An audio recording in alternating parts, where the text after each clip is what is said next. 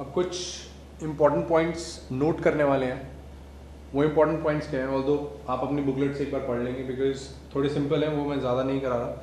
जो important points हैं कि अगर लेटर सपोज आपको n की वैल्यू दे रखी है, जहाँ पर fn इक्वल टू ये होता है ना n v/2l, ठीक है, n की वैल्यू दे रखी है।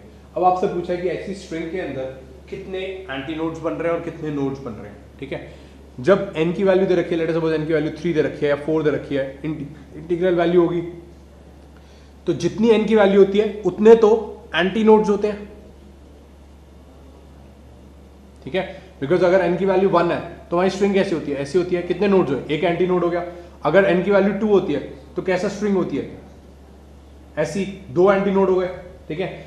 और अगर अब आपसे पूछा कि नोड्स कितने हैं, तो नोड्स हमेशा कितने होते हैं, n+1, बिकॉज 1 के अंदर नोड कितना था, एक ये रहा और एक ये रहा, 2 नोड्स होंगे। यहां पर कितने होंगे, 1 2 3, तो इट इज ऑलवेज n+1, ठीक है। ये चीज आपको छोटी छोटी चीज याद रखनी है बिकॉज इसके ऊपर क्या होता है कि ऑब्जेक्टिव क्वेश्चन आराम से बन सकता है, ठीक है। अब एक चीज और, अगर आपको कंपोजिट स्ट्रिंग दे रखी है, कंपोजिट का मतलब क्या होता है, इधर वाली स्ट्रिंग का मटेरियल कुछ और है, इधर वाली स्ट्रिंग का मटेरियल कुछ और है और जुड़ी हुई है, ठीक है।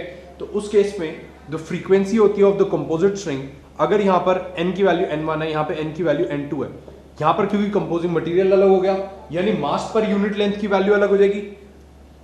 वेलोसिटी क्या होती है, वेलोसिटी इक्वल टू √T/m, अगर टेंशन दोनों स्ट्रिंग्स में सेम भी है, ठीक है, बट m की म्यू की वैल्यू जो होगी दैट विल चेंज।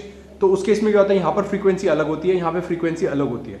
तो जो कंपोजिट जो होगी दैट विल बी n1f1 और this will be equal to n2f2, ये दोनों वैल्यूज हमेशा सेम होंगी, ठीक है। इस चीज का आपको ध्यान रखना है। Let us jump two questions देखते हैं कैसे कैसे आते हैं।